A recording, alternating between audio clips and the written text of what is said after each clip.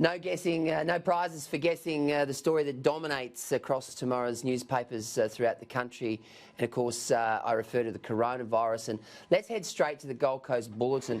The headline there is coronavirus second victim tests positive as health authorities try to track down 157 passengers on flight. New virus case on Gold Coast. A second person tested positive to the deadly coronavirus last night as health officials try to track down 157 passengers who flew into the Gold Coast on Monday evening. Queensland Health confirmed a 42-year-old woman also had the virus and comes just a day after a 44-year-old man became the state's first case. Chief Health Officer Dr Jeanette Young Pitchard said last night the Chinese national from Wuhan was among a group of 9 which was staying at the Oracle building in Broadbeach. There it is, the front page of the Gold Coast Bulletin.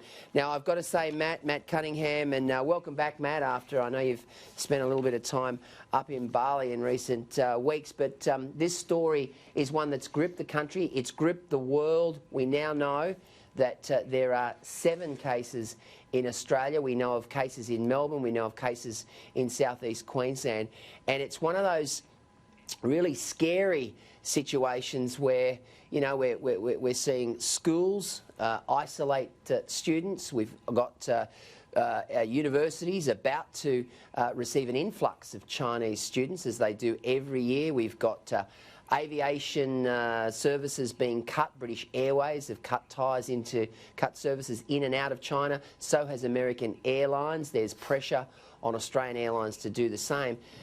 It's developing into a big story, Matt.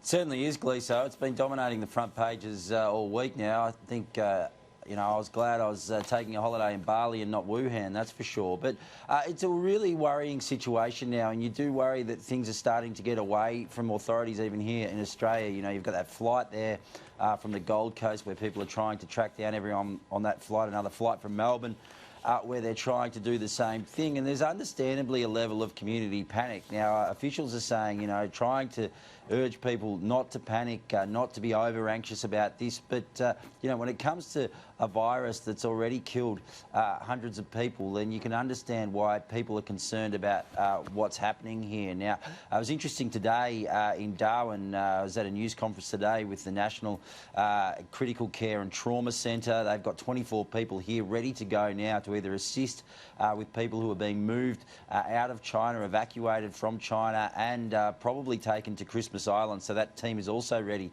to go to Christmas Island to set up there. It was also interesting that at that news conference today, the administrator of Christmas Island, Natasha Griggs, was also there. She's obviously from Darwin. She's a former federal member of Parliament, but she was on her way back to Christmas Island tonight. She was pretty keen to allay fears of those residents on Christmas Island who are understandably a little bit concerned that people who have potentially been exposed to this virus could be coming to Christmas Island. So it's a difficult one for the government to deal with. They're probably doing the best job that they can at the moment. I mean, as I heard Peter Dutton say today, it's not like they can just clear out a hospital here in Australia and quarantine everyone there in the one hospital. So Christmas Island does appear to be the best option at the moment, even though the government is taking a bit of heat for that decision.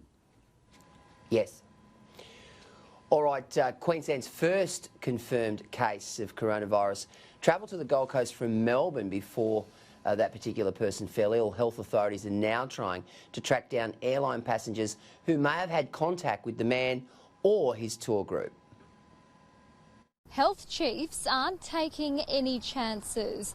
After revelations, Queensland's first coronavirus case also spent time in another state. So this gentleman came into Australia, as you've heard from the Minister. He came from Wuhan through to Melbourne via Singapore in a flight landing on the 22nd of January. He then spent some time in Melbourne before catching a Tiger Airlines flight from Melbourne to the Gold Coast, arriving 8 p.m. on the 27th of January. The 44-year-old Chinese national fell ill while on board the plane. He spent one night at a Broadbeach hotel before being rushed to hospital, presenting symptoms consistent with coronavirus. one of the important messages to provide today to Queenslanders is that this is no need to panic. The man was part of a 9-person tour group from Wuhan. The group is in isolation at Gold Coast University Hospital. 4 of them are unwell and being tested today, and we'll get those results later today. 4 of them are well at this time. Some children are among the 4 that are unwell? Yes. Yep. Health authorities are now doing everything they can to track down airline passengers who may have come into contact with the tour group. Anyone with health concerns is advised to contact 13 Health. So we are going to be contacting every single passenger on the flight. We believe it had around 150 to 200 passengers, but we're getting confirmation on that. We'll contact every single passenger and give them information. And then those passengers that were sitting 2 rows in front and behind of this cohort, once we've managed to get their seats and sorted all that out, we'll be asking them to go into isolation. The Chinese women's soccer team, who travelled through Wuhan a week ago, is in quarantine at a Brisbane hotel until February the 5th. Julia Bradley, Sky News, Gold Coast. Alexis, let's go to the front of the Sydney Morning Herald, and of course the headline there, trapped by deadly virus and red tape. Australians trapped in the middle of the coronavirus outbreak face being forced to stay in China or to split up their families as the federal government pushes Beijing to accept the evacuation of dual citizens. Those eligible to be immediately repatriated will have to pay up to $1,000 to be evacuated from the Chinese city of Wuhan and then be quarantined on Christmas Island for up to 14 days. That's not a very good outcome, is it? 14 days on Christmas Island and having to pay $1,000 for the pleasure of doing that, but they are in a very, very difficult and invidious situation there in Wuhan. Yeah, you're absolutely right, Gleeson. Look, this coronavirus has dominated the headlines at news.com.au for the past week or so, as it has around the country. It definitely shows that there's an awful lot of concern and almost panic out there among the public. So it's not hard to see why. And hearing about this agonising choice that people who are stranded in Wuhan are facing, it's absolutely heartbreaking, quite frankly. You imagine what you would do in that situation. On the one hand, you have the choice of staying in the danger zone, and you know, at this stage we don't know just how bad it's going to get. Or on the other hand, you split up your family and send them out into the unknown. So certainly no one would be envying that choice that people have to make. And then again, there's that $1,000 fee that these people are facing.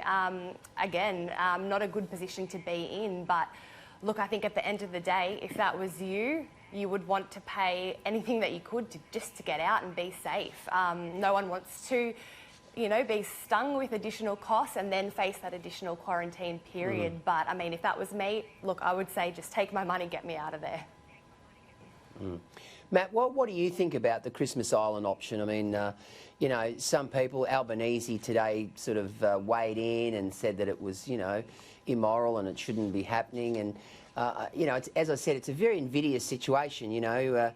But I guess, you know, if you can be repatriated to a place where you've got to spend 14 days in isolation so that it allows you to get back to Australia, isn't that the better option?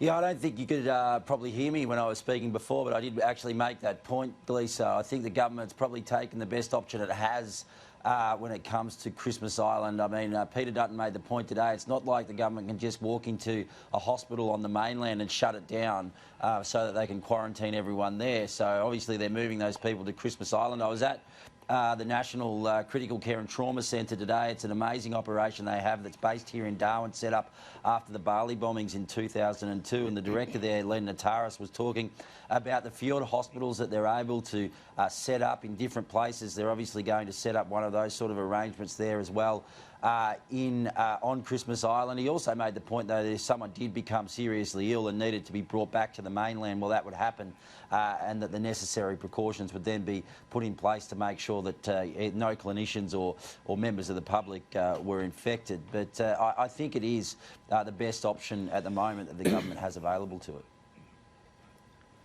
Indeed, yes, that's right, Matt. I was having a few little technical issues, but we've overcome those now.